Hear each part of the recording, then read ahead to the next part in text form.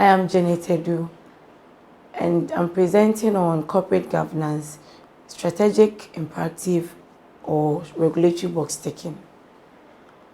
Introduction and context. Corporate governance refers to the systems and processes for directing and controlling corporations. OSCD 2023. Again, shareholder primacy versus stakeholder accountability. Shareholder primacy focuses on maximizing shareholder profit, whereas stakeholder accountability focuses on balancing the interest of all shareholders. Furthermore, effective governance is a strategic imperative that balances oversight, ethics, and long-term value creation. Theoretical framework.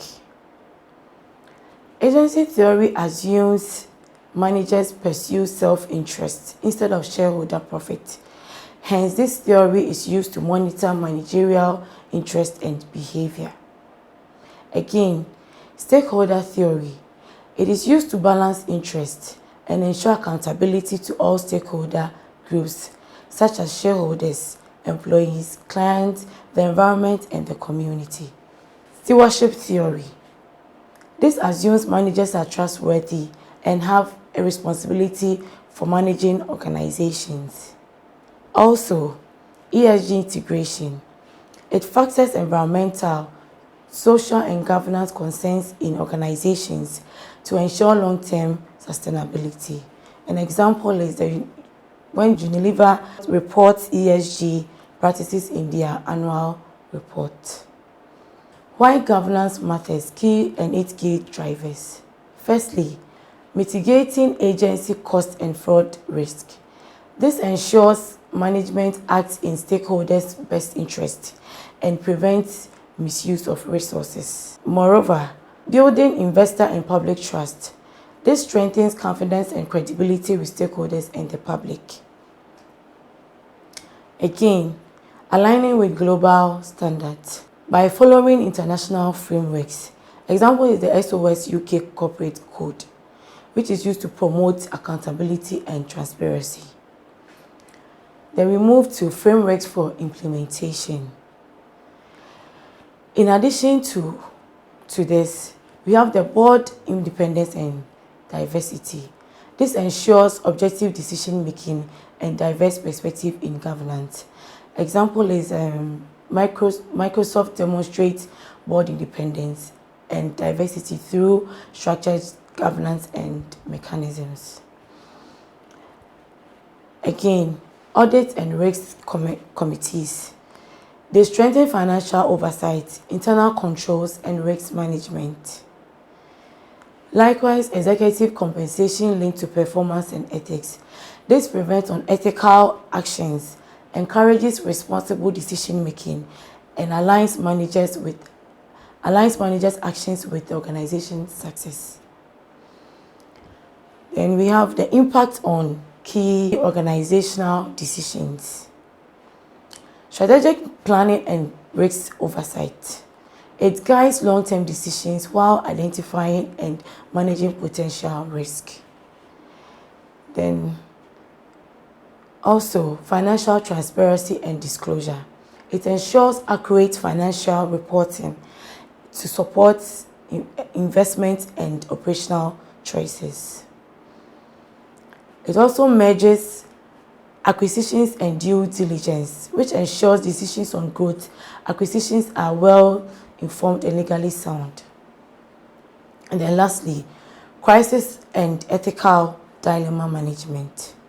It provides frameworks for responding effectively to crisis while maintaining ethical standards. Consequences of governance failure.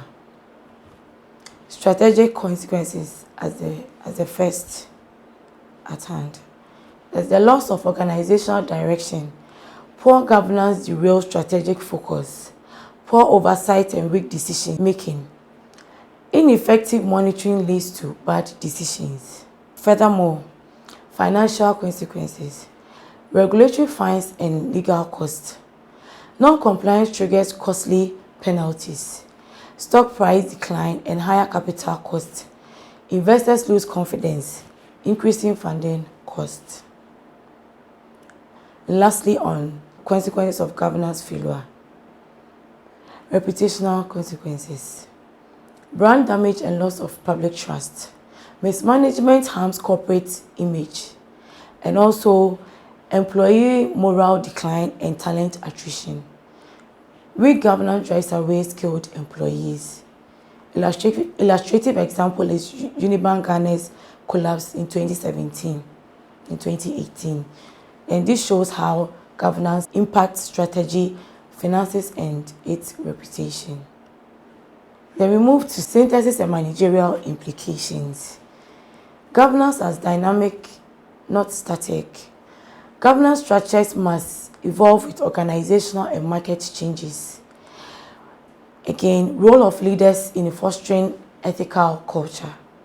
Leaders set the tone for ethics, accountability, and stakeholder trust. And then there is the need for conscious monitoring and adaptation. Governance practices require ongoing review to manage risk and maintain effectiveness. In conclusion, governance is a strategic tool, not just compliance. Again, strong leadership and ethics build trust and confidence. Continuous monitoring ensures adaptation to risks and change. Lastly, effective governance is a strategic imperative that balances oversight, ethics, and long-term value creation. Thank you.